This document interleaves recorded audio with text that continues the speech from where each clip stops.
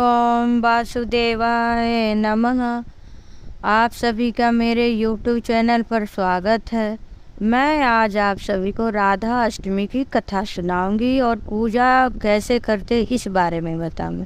राधा अष्टमी भादों के मास में शुक्ल पक्ष के अष्टमी के दिन हम मनाते हैं। जैसे कुछ दिन पहले हम कृष्ण पक्ष में जन्माष्टमी मनाते हैं, वैसे ही हम लोग शुक्ल पक्ष में राधा अष्टमी मनाते हैं।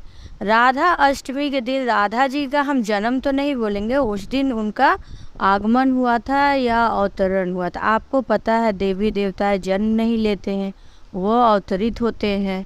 इसलिए हम इस दिन राधा जी का अवतरण का दिन कहिए या पृथ्वी पे आने का दिन कहिए, वैसा करके हम राधा अष्टमी मनाते हैं। जैसे जन्माष्टमी मनाते हैं वैसे राधा अष्टमी मनाते हैं। राधा अष्टमी की जो पूजा है वो गृहस्थ लोग दोपहर के 12 बजे करते हैं। जैसे जय कृष्ण भगवान की हम रात के 12 बजे करते हैं, उस तरह से राधा अष्टमी दोपहर के 12 बजे किया जाता है। सर्वप्रथम उठ के हम सबसे पहले स्नान ध्यान करके और उसके बाद से मन में संकल्प लेते हैं कि हे भगवान हमारे ये पूजा और व्रत हमारा पूर्ण कीजिए। उसके बाद से अच्छे नए वस्त्र पहने या धुली हुई वस्त्र पहने, फिर हम मंदिर की साफ़ सफाई करें और जो डेली हम पूजा करते उस तरह पूजा कर ले। और राधा जी की अलग से एक चौकी, अगर आपके पास जगह है तो, नहीं तो मंदिर में भी कर सकते। एक चौकी लगाएंगे, उस पर लाल कपड़े बिछा देंगे और राधा कृष्ण की हम मूर्ति है तो मूर्ति रखेंगे और नहीं तो फ़ोटो है तो फ़ोटो रखेंगे। तो हम चावल का आसन देके उनके फ़ोटो को रख देंगे। उसके बाद से अष्टदल बनाएंगे और एक कलश लेंगे। कलश में हम कलावा बांधेंगे, उसमें गंगा जल में मिला के उसको भर देंगे। उसमें हल्दी, सिक्के, दुर्वा हम डालेंगे, अंदर सुपारी डाल के हम कलश की स्थापना करेंगे। कलश का स्थापना का मतलब ये होता है कि हम जितने भी देवी देवता है उनका हम आवाहन करते हैं कि सब देवी देवता का हम आवाहन करते हैं। उसके बाद से 5 आम के पल्लों को ले लेंगे। आम का पल्लो नहीं तो पान का पत्ता ले लेंगे, पान का पत्ता भी नहीं मिलता है तो अशोक का पत्ता, और 5 पे सिंदूर कुमकुम लगा के उसके बाद से उसको कलश में रखेंगे। फिर हम एक प्लेट में चावल लेंगे, उसके ऊपर रख देंगे, कलश को ढक देंगे। उसके बाद से उस पर घी का एक दीप जलाएंगे, दीप जला के भी रख देंगे।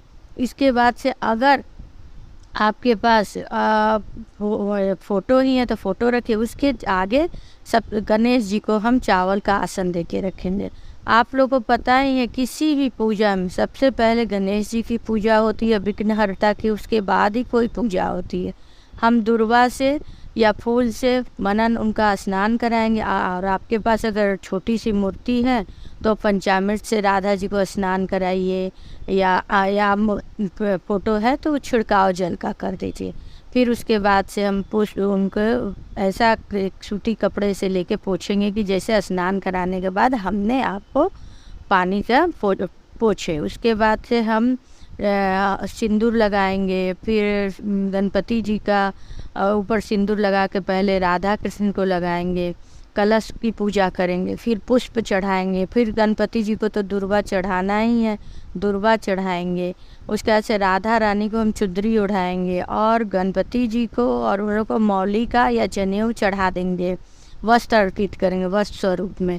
उसके बाद से जो भी फल मौसम का रहता है वो फल चढ़ाएंगे। फिर हम पंचमेवा चढ़ाएंगे। इस तरह से हम जैसे हम पूजा करते हैं सभी देवी देवता का, वैसे पूजा करेंगे। और इसके बाद से राधा रानी के भोग में हम अरवी का सब्जी ज़रूर चढ़ाएंगे और दही। 2 चीज़ राधा रानी को हम ज़रूर चढ़ाते हैं। जैसे कृष्ण भगवान का मक्खन मिश्री होता है वैसे राधा जी का ये रहता है। तो हम सात्विक भोजन बना कर वो उनको अर्पित करेंगे। जब सब पूजा पाठ हम उनको चढ़ा लेंगे, कर लेंगे, फिर हम हाथ में पुष्प लेंगे। पुष्प लेने के बाद से हम उनकी कथा सुनेंगे। कथा आप पुस्तक से पढ़ सकती हैं या मोबाइल से भी सुन सकती हैं। तो हम कथा सुनेंगे। कथा इस प्रकार से है कि पौराणिक कथा के अनुसार एक राजा थे वृषभानु। वो ऐसे ही जंगल में टहल रहे थे। वहाँ पे एक बहुत ही अच्छी नदी बह रही थी जिसमें कमल के फूल थे। बहुत ही मनोरम दृश्य था। वो देख ही रहे थे, भ्रमण कर रहे। तभी उनकी नज़र एक कमल के फूल पे पड़ी, जिसके ऊपर एक छोटी सी बालिका थी। देख के राजा वृषभानु एकदम आश्चर्यचकित हो गए कि ये छोटी सी बालिका फूलों पे क्या कर रही है, और इधर उधर बहुत देखे सोचने लगे, पता नहीं किसकी पुत्री है, लेके कोई जाएगा। बहुत देर तक वो इंतजार किए, इधर उधर ढूंढे, वहाँ कोई ना था। उनके मन में पित्र का भाव आने लगा। वो सोचने लगे काश ये मेरी पुत्री होती, और उनका मन भाव से एकदम भर गया था। जब किसी को ना पाके उन्होंने उस छोटी सी नन्ही बच्ची को ले लिया, और बड़े दुविधा में थे कि मैं लेके जाऊं कि ना जाऊं। तभी वहाँ ब्रह्मा जी प्रकट हुए। ब्रह्मा जी बोले, राजा वृषभानु, तुम और तुम्हारी पत्नी ने बहुत ही पूजा पाठ किया था पिछले जन्म में, इसलिए तुम्हें यह फल प्राप्त हुआ कि यह विष्णु प्रिया लक्ष्मी जी की ही रूप है, जो तुम्हारे यहाँ पालन पोषण इनका होगा, और कृष्ण के अर्धांगिनी के रूप में या कृष्ण के साथ ये जन्म ली है। राधा इनका नाम होगा, और तुम अपने घर जाके इनका लालन पालन करो।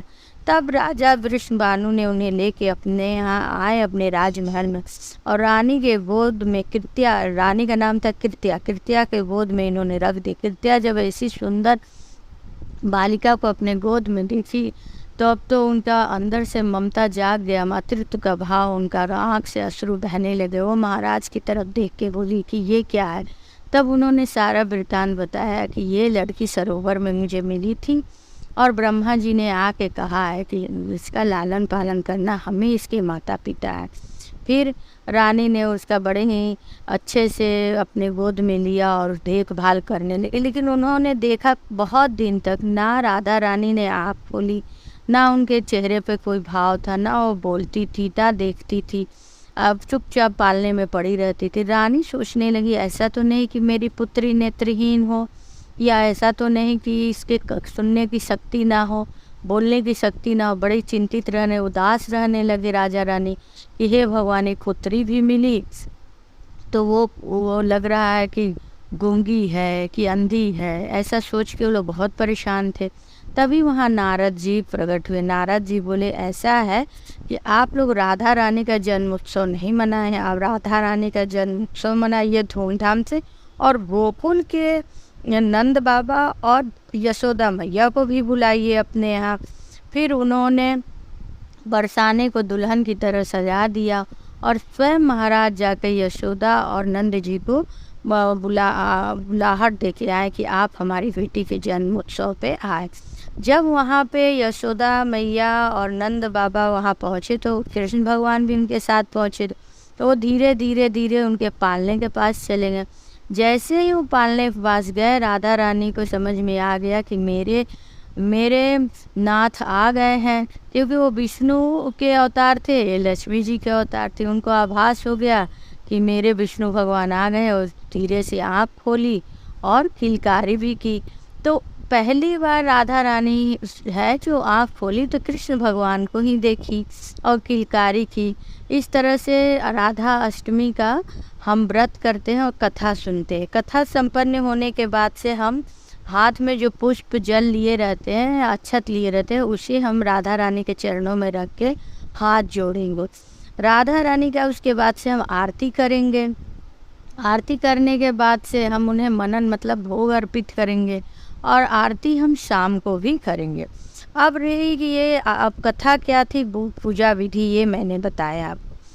1000 एकादशी व्रत करने का जो हमें फल प्राप्त होता है, उतना ही एक राधा अष्टमी करने से हमें फल प्राप्त होता है। और राधा रानी का जो ध्यान करेगा उसे कृष्ण भगवान आप रूपी मिल जाएंगे, क्योंकि राधा रानी का जो ध्यान में कृष्ण भगवान रहते हैं, इस तरह से हमें कृष्ण भगवान की भी आराधना करते हैं, लेकिन हमको राधा रानी के साथ। और राधा का नाम आप हमेशा देखेंगे कृष्ण भगवान के पहले आती है, इसलिए राधा अष्टमी का महत्व बहुत ज़्यादा। कई हजार नदियों के स्नान करने का जो पुण्य प्राप्त होता है, वो उतना पुण्य हमें राधा अष्टमी के व्रत करने से होता है। राधा रानी जो है वो बहुत ही निश्चल और बहुत ही मतलब वो प्यार करती थी कृष्ण भगवान को। उसी तरह हमें राधा रानी को प्यार दुलार करनी चाहिए। और राधा अष्टमी के दिन हर सुहागन स्त्रियों को सुहाग का सामान भी समर्पित करना चाहिए। उनके आगे 16 श्रृंगार का या जितना आप हो सकता है श्रृंगार का सामान भी चढ़ाइए। उसके बाद से ये व्रत 2-3 तरह से होती है। या तो आप सप्तमी के दिन से ही व्रत का संकल्प लेके आप व्रत करेंगे, नहीं तो ज़्यादातर लोग राधा अष्टमी की व्रत दोपहर 12 बजे तक ही करते। जैसे 12 बजे तक आप पूजा पाठ निर्जला रही, पूजा पाठ कर ली, उसके बाद से आप सात्विक भोजन अपना ग्रहण कर ली। बहुत लोग होते हैं कि शाम तक व्रत संध्या की आरती करने के बाद सात्विक भोजन कर लेते हैं, या बहुत लोग दिन भर फलाहार रहते हैं, भोजन नहीं करते हैं। तो आप जिस तरह से चाहिए या आपके घर में जैसे होता हो वैसे आप राधा अष्टमी की व्रत कर सकती हैं, और ये बड़े ही सरल भाव से आप पूजा पाठ कर सकती हैं। ओम वासुदेवाय नमः।